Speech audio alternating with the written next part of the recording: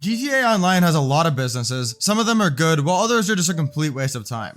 If you want to stop grinding for peanuts and actually make millions fast, you need to invest in the right businesses early on. In this video, I'm breaking down the top 5 best businesses in the early game which will actually make you rich in 2025. At number 5, I have the Hangar. The Hangar works similar to the crate warehouses where you source and sell crates. As for the location, I recommend buying any of the 3 in Fort Zancudo as you get military access to it with the Hangar. As for upgrades, I recommend the workshop to modify aircrafts as well as the personal quarters, which enables you to spawn in the Hangar. Speaking of money, you have 2 ways of making money with the Hangar, actively and passively. The active way of making money with the Hangar is to source crates manually. To get started, click on the laptop inside the Hangar, and then you can see 8 different cargo types split up into 3 groups. Always focus on the narcotics, chemicals, and medical supplies when you're sourcing crates manually, because every 25 crates for these, you'll get a 35% bonus when you sell them. For 50 crates, this bonus adds up to a whopping 70%, making you 2.55 million when you sell them. There is a 4-minute cooldown before you can do a source mission for the same type of crate, so that is a bit of a downside, but it's not too bad. I recommend to source 25 crates of narcotics, and between cooldowns, source 25 crates of chemicals. That way you're getting 35% bonuses on each, which adds up to 70% bonuses when you're selling. There's 2 mission types when sourcing, land and air. Always choose land as these missions are way easier and faster to complete. When selling the 50 crates, always sell by land because it gives you 1 sell vehicle, which is amazing for solo grinders. You can also sell in a public lobby where you get a 2% bonus for every player that's in the lobby. This is called the high demand bonus. It caps out at 20 players, but it can yield you a massive 3.8 million if you're on a max player lobby. Keep in mind that you can do this with all the businesses in the game, and you can get griefed by other players, so I recommend doing the ghost organization when selling. If a player is griefing you, just find a new invite-only session ASAP. This way you'll lose a couple of crates compared to losing all 50 if you get griefed. It's a high risk, high reward type of thing. If you're scared of getting griefed, you can always sell in an invite-only session. The upside is lower, but it's a lot safer. The passive way of making money with the Hangar is to pay Rooster 25k and he'll go out and source random crates for you. He'll take 48 minutes to come back. He'll usually come back with 1 crate, although there is a 25% chance he'll have 2. So if you make money this way, your profit isn't going to be as great because the huge 35% bonus is not going to be there. But since you're not sourcing it manually and you're just pressing a button, you really can't complain. You can also get a 10% bonus when selling the Hangar crates if you own a Higgins Helator business. If you can't find it on Maze Bank foreclosures, then head to the LSIA airport, watch a cutscene with Martin Madrazo, and you should unlock the hands-on car wash. You can then buy the Higgins Helator business. I also recommend getting the hands-on car wash as I love the safe, which earns me passive income every day from all my other businesses. The Hangar is also the only place where you can store as well as modify your aircrafts if you purchase the workshop upgrade, which is super useful. Another advantage of the Hangar is that while other businesses like the MC business, bunkers, and CEO warehouses can be raided if you have a certain amount of stock and are registered as a CEO or an MC president, the Hangar is an exception because it can't be raided. You can fill your Hangar to the maximum capacity and not worry about raids. At number 4, I have the bunker. The bunker generates really solid passive income. The way you earn money from the bunker is by buying supplies, waiting for it to convert the supply into stock, and then selling the stock like any other business. The best location for the bunker is hands down the farmhouse bunker. This is a little bit pricey, but trust me, the bunker will make you millions back before you even realize how much money you spent on it. If you want the bunker to earn you millions, then I recommend getting the equipment and staff upgrade. With these upgrades, the supplies will take 2 hours and 20 minutes to produce, and will generate a profit of 140k when selling 1 full bar of stock to Los Santos. If you're solo, you can sell it when it reaches 1 bar to ensure you get 1 sell vehicle every time. The only annoying sell mission here is the Merryweather mission. It is not worth your time to do this. Every time you deliver something, you have to kill Merryweather, and sometimes the enemies are just stuck and you have to find them. It takes forever. If you get this mission, just find a new session because it's not worth your time. You will lose a bit of stock, but it's way better than doing this painful mission. As a veteran solo player, I personally only sell the bunker when it's full. I continue to find new sessions with full stock until I get 3 insurgent vehicles or the Phantom Wedge. Both of these are incredibly easy to complete within the time frame, and after I finish delivering 1 vehicle, I spawn the Sparrow and go to the others and repeat until I'm done.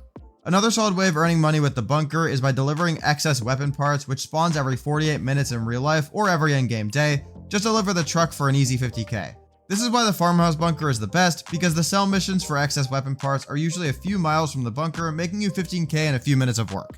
Another reason I like the bunker so much is because of the research station, which allows you to unlock a lot of things. To start, assign your staff to research. This research can unlock vehicle and weapon liveries, but that's completely cosmetic. The best things you can unlock are the Mark II weapon upgrades and the special ammo types. Note that you cannot get these anywhere else. You have to perform research in your bunker, and this exclusivity is why it's so good.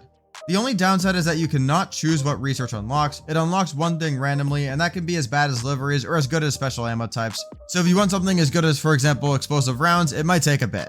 I really only recommend doing this when you're loaded. If you're a beginner, I would put my staff to manufacturing and worry about research later. At number 3, I have the Acid Lab.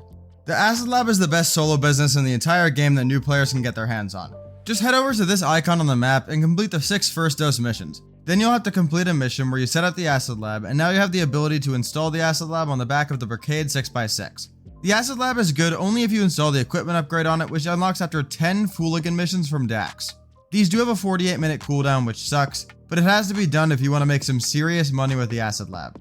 After installing the equipment upgrade, the Acid Lab will make you 100k every hour. Just buy supplies for 60k by calling Mutt on the phone and let the business make the money for you. You'll also gain a little bit more money when selling if you change your acid name. Once your stock is full, you can sell it for 335k. I've changed mine to Fool's Gold, but you can choose anything else, whatever you want, besides the default one is good. The sell missions are also super solo friendly, as you can get one delivery vehicle every single time, making this one of the best businesses for solo players. If all of this wasn't good enough, you can also get the Brigade 6x6, which is one of the best beginner vehicles in the game. With all the armor upgrades, this behemoth of a vehicle can tank up to 48 homing missiles. It's also bulletproof, and you can add a large scoop on it, which literally obliterates traffic while also doing no damage to your vehicle. You can also install proximity mines on this beast, making it even more powerful.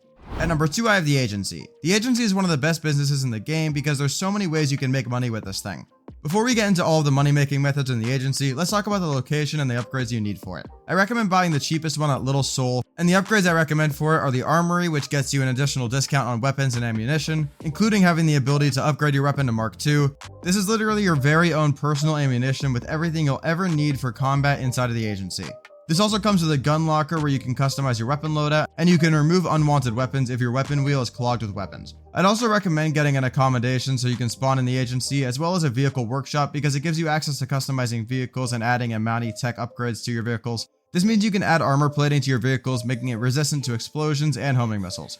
You can also add the missile lock-on jammer for some devices, which makes it impossible for griefers to aim at you. It's an absolute must-have when it's available. There's 4 ways you can make money with the Agency. The first is the Dr. Dre contract, which takes about an hour and a half to complete, giving you 1 million as a reward for completing it. You basically need to recover Dr. Dre's stolen audio with 3 main missions. This is one of the better active money-making methods out there and is completely solo friendly. The second way to make money is through security contracts, which pay anywhere between 31k and 70k per mission depending on the difficulty. On screen now you can see the payouts per difficulty.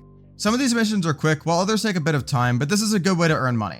You also don't need to be in the Agency to start these contracts up, just call Franklin and you can start them up. The third way of making money is through the Agency safe, which can make you a maximum of 20k every 48 minutes or every in-game day if you complete 201 security contracts, which is fully passive. For every 5 security contracts you complete, the money safe generates an increase of 500. The fourth way of making money is through payphone hits. These are assassination missions where Franklin will call you through a payphone, kind of similar to how Lester used to call Franklin in the story mode. The payphone hits unlock after you complete 3 security contracts. For a few minutes of work, they pay 45k if you complete the bonus, where you have to assassinate someone with a specific weapon or way. These do have a 10-minute cooldown, but I highly recommend you do them. At number 1, I have the Nightclub. The Nightclub is the best business in the entire game, which can earn you millions. There's 2 ways of making money with the Nightclub. The first is with the Nightclub itself, where you can earn 50k passively every 48 minutes in real life or every in-game day if you keep your popularity at max. As your popularity decreases, the income from the safe also decreases. At 90% popularity, you still get 45k, but at 85%, it drops to 25k, so make sure it's always above 90%. You can increase your popularity by rebooking DJs, throwing a troublemaker at your nightclub, or by delivering a drunk VIP to his home. The last 2 are random missions that occasionally spawn at your nightclub. I recommend throwing out the troublemaker as it takes about 15 seconds to do, but I don't recommend delivering the drunk VIP as sometimes his home can be super far away like on the sandy shores, and the amount of time investment is really not worth it. I also always recommend rebooking DJs. When you book a DJ for the first time, it's going to cost you 100k, and you have to go and collect this person and bring him to your nightclub, but after that you can rebook him for 10k. Booking a DJ for the first time refills your popularity to the max, which is also great. Do note that the safe at your nightclub does max out at 250k, so make sure you're collecting it before you lose money. The second way to make money through the nightclub is the warehouse. You can hire 5 technicians to get goods. The first technician is free, but the rest are going to cost money, and it's definitely worth spending the money on these. Each technician handles one type of product, but to assign them, you need to own the corresponding businesses linked with a particular product. The 5 most profitable cargo types to focus on are cargo and shipments, which is your cargo warehouse or the hangar. Sporting goods, which is the bunker. South American imports, which is the coke lockup. Pharmaceutical research, which is the meth lab. And cash creation, which is the counterfeit cash factory. With all these businesses and your technicians assigned for their respective products, your nightclub warehouse generates 50k per hour. It's way lower if you don't buy equipment upgrades, so I highly recommend doing that as well. I also recommend buying the staff upgrade as it reduces the daily popularity loss of the nightclub, which is super useful to generate passive income more easily.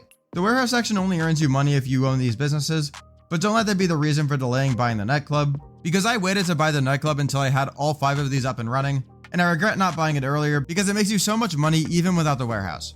As for the location of the nightclub, I recommend buying ones that are up north as you'll be selling your warehouse goods nearby, and having a central location benefits you during those sale missions. I also recommend buying the storage upgrade as this will allow your warehouse to store more products. This is pricey, but I highly recommend it. You can also buy garage space, but it's not super important for beginners. These sale missions are also super friendly because you'll always only get one delivery vehicle. Tony will message you when one of the products is full, and that's the right time to sell your goods. For selling, I always recommend buying the Pounder Custom. The game will tell you to buy the Mule, but it's so bad at handling and it's super slow, so avoid buying it. Instead, just buy the Pounder Custom from Warstock Cash and Carry. It's better in every way, shape, and form. Well, that's my list of the best 5 beginner businesses in GTA 5 Online. If you enjoyed this video or found it useful, consider subscribing to help the channel out because we're super new. And if you enjoyed this video, I guarantee you'll enjoy the video linked on screen now where I rank the top 7 must-own beginner vehicles in GTA Online. See you there.